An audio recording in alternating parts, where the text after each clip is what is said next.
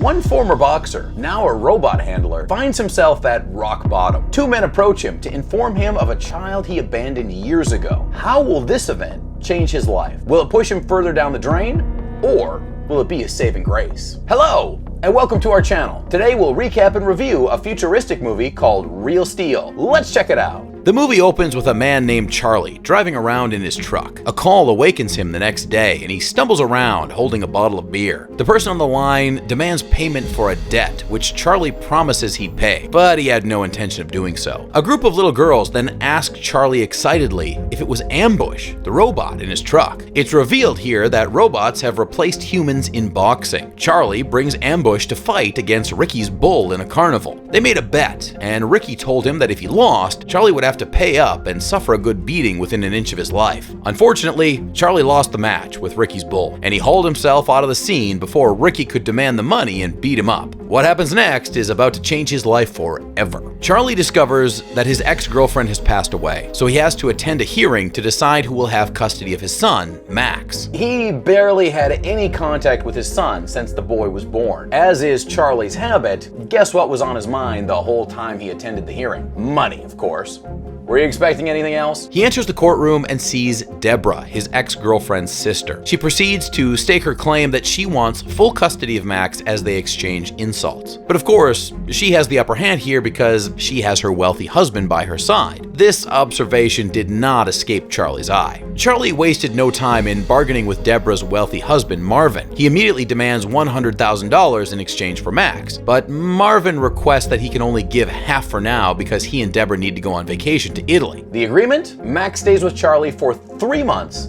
Then Marvin comes back to pay the other $50,000. Then Deborah gets Max back, Charlie gets his money, and everybody wins. Or at least that's the plan. Is that how things end? Let's find out. In the next scene, Max makes his entrance as Deborah and Marvin drop him off. He has no choice but to tag along with his absent father. And there he discovers that Charlie sold him off for money to buy a new robot. Where do they go next? Charlie and Max enter a gym owned by a beautiful woman named Bailey. It's obvious that Charlie and Bailey have a thing for each other, but Charlie owes Bailey a huge amount of money, causing a strain in their relationship. Charlie tries to calm the situation by assuring her that he has the money to buy a once world-renowned robot called Noisy Boy. Here, Charlie believes that Noisy Boy is the fix-all in solving his financial problems. Noisy Boy has this unique voice command function that allows its handlers to command the robot's every move using only voice commands. With a new robot under his belt, Charlie excitedly enters a competition, challenging the strongest robot in the arena for a grand prize. Did Noisy Boy succeed? Nope.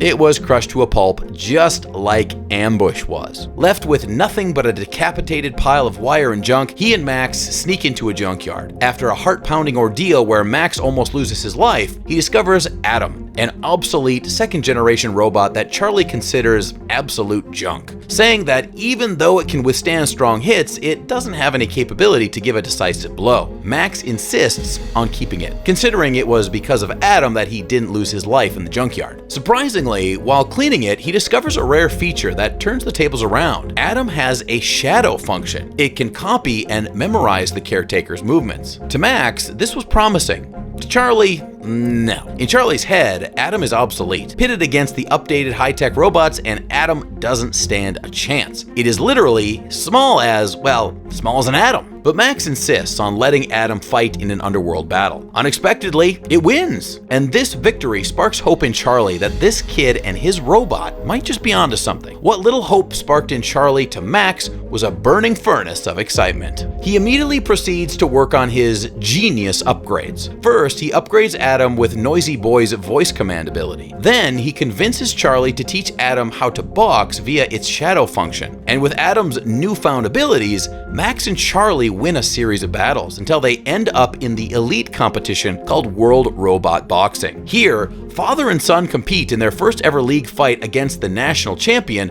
Twin Cities. They actually end up winning, and elated by this victory, Max proceeds to challenge the never-been-defeated worldwide champion, Zeus. However, he was indignant because one of Zeus's handlers tried to bribe Charlie into selling Atom before the match, to which Max angrily replied that Atom is not for sale. Back in the parking lot, good old vengeful Ricky appears, making do with his promise that he'll beat Charlie within an inch of his life. The next day, Charlie brings Max to meet with Aunt Deborah and returns him to her since she has full custody of Max. Max was furious, but Charlie insisted that this was for the best. He recalled the violent fist fight that happened the previous night, and he started to realize that he couldn't give Max a good life as a responsible father. Right before they part ways, Max reveals that all he ever wanted was for Charlie to fight for him. So guess where Charlie runs off after this heartbreaking scene? To Bailey, of course. They share an intimate moment, and Bailey wastes no time in encouraging him to do the right thing for Max. Hence, Charlie drives off for miles to see Max. And there, by a rare brush of miracle,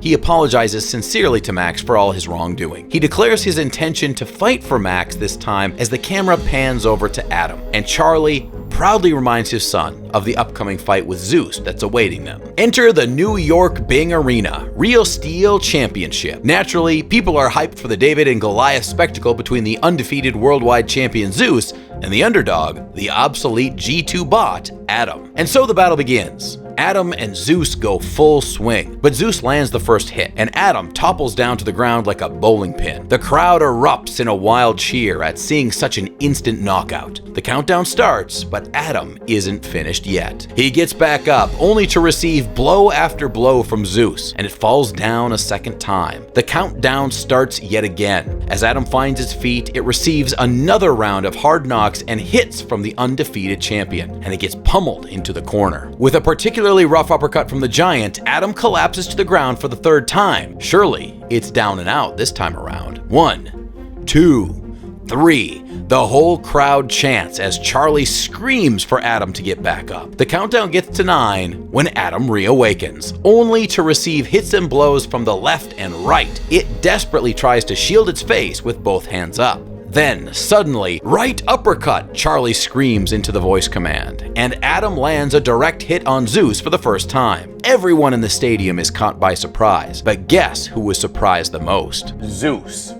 No one was expecting this to happen, especially not its handlers. While Zeus is frozen, Charlie screams one command after another, and Atom responds with punches, pushing Zeus back into a corner. But the tables quickly turn as Zeus twists around, adjusts to Atom's fighting style, and pushes Atom into the corner this time. The bell rings, and despite the non-stop hits from Zeus, Atom survives round 1. Round 2 kicks off all the way to round 4. Who knew the Junkyard Dog would survive this long? But in the middle of round 4, Atom suffers a particularly hard hit. Disoriented, it no longer responds to Charlie's voice commands. Then the bell rings, just in time. With the voice commands gone, Max insists that Atom has to shift to the shadow function, and Charlie has to show Atom what to do. After Max's desperate begging, Charlie reluctantly gives in. And so the 5th and final round begins. Charlie shadow boxes outside the ring, revealing to the world for the first time that Atom has a shadow function. During the climax of the scene, Zeus hammers down on Atom, and Max pleads for Charlie to help Atom fight. But Charlie patiently waits for the right time. As if on cue, Zeus starts to tire down. His battery is running low. Then Charlie releases a massive punch, knocking Zeus off course. Relentless blows follow afterward, never giving Zeus time to recover. And with a huge uppercut, Zeus finally falls to the ground.